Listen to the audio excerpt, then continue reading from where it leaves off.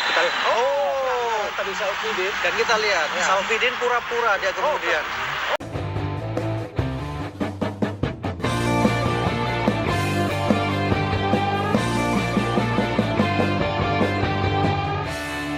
Qatar sukses mengalahkan timnas Indonesia U23 pada pertandingan pertama Grup A Piala Asia U23 2024 pada Senin, tanggal 15 April tahun 2024. Laga yang digelar di Stadion Jassim bin Hamad, Doha ini berakhir dengan skor 2-0 untuk kemenangan pasukan Al-Anabi. Dua gol tim tuan rumah diciptakan Khalid Ali bin Sabah melalui titik putih di babak pertama, tepatnya menit ke-43 dan Ahmed Al-Rawi lewat tendangan bebas pada menit ke-54. Skuad Garuda bermain dengan 9 pemain usai Ivar Jenner dan Ramadan Sananta diganjar kartu merah di babak kedua. Dengan hasil ini, Qatar memimpin klasemen sementara Grup A dengan koleksi 3 poin disusul Australia dan Yordania yang sama-sama memiliki 1 poin usai bermain imbang 0-0 pada pertandingan sebelumnya. Indonesia masih menjadi juru kunci klasemen. Namun di balik kekalahan timnas Indonesia atas Qatar, ada begitu banyak keputusan yang sangat merugikan Indonesia dan menguntungkan timnas Qatar U23, di mana proses pelanggaran terjadinya penalti, 2 kartu merah yang didapatkan untuk Ivar Jenner dan Ramadan Sananta. Untuk itu mari kita telah apa yang sebenarnya terjadi.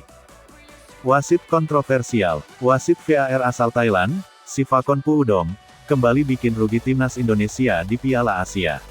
Kali ini, aksinya mengintervensi keputusan wasit utama membuahkan penalti di laga timnas Indonesia U23 vs timnas Qatar U23 di Piala Asia U23 2024. Nama Puudom masih lekat dalam ingatan penggemar sepak bola Indonesia. Sebab, pria asal Thailand itu menyebabkan skuad Garuda tertinggal 1-2 pada laga Piala Asia 2023 melawan timnas Irak, tanggal 15 Januari tahun 2024. Ketika itu, Puudom gagal mengidentifikasi sekuens offside yang berujung gol kedua Irak jelang babak pertama berakhir. Indonesia pun tertinggal 1-2 dan kemudian kalah dengan skor 1-3. Di laga itu, Puudom sebetulnya bertugas sebagai asisten wasit VAR. Namun, ia tetap bisa memberikan masukan kepada wasit VAR dan yang bertugas di lapangan. Kali ini, Puudom bertugas sebagai wasit VAR di laga timnas Indonesia U23 vs timnas Qatar U23 di Piala Asia U23. Ia mengintervensi langsung keputusan wasit Nasrullah Kabirov di lapangan. Pengadil asal Tajikistan itu awalnya menilai pemain Qatar melakukan pelanggaran terhadap Rizky Ridho.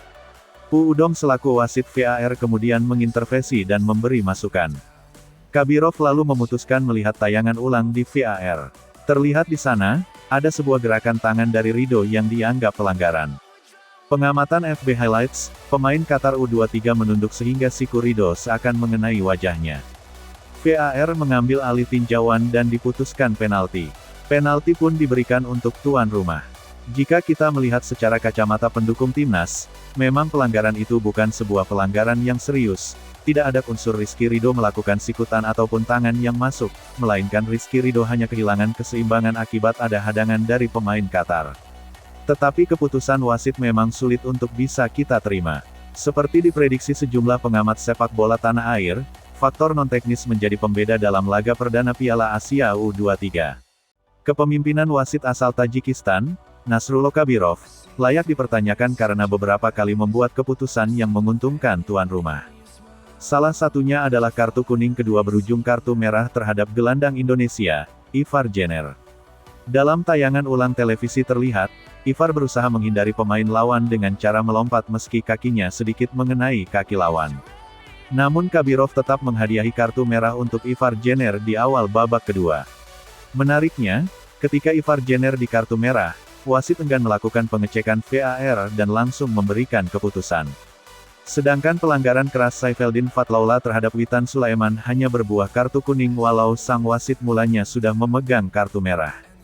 Pelatih asal Korsel itu melancarkan protes lagi seusai Witan Sulaiman dilanggar Saifeldin Hasan pada menit ke-56. Akibat protesnya, Sin diganjar kartu kuning oleh wasit. Selain faktor wasit, nyaris semua pemain Qatar juga seperti bermain drama. Mereka kerap menjatuhkan diri meski sentuhan yang terjadi relatif minim. Beberapa kali terjadi pemain Indonesia tetap memainkan bola meskipun ada beberapa pemain Qatar terbaring di lapangan. Para skuad Garuda Muda menganggap drama para pemain Qatar tersebut keterlaluan. Ya, jadi itulah, kekalahan perdana timnas Indonesia di Piala U23, yang menuai kontroversi.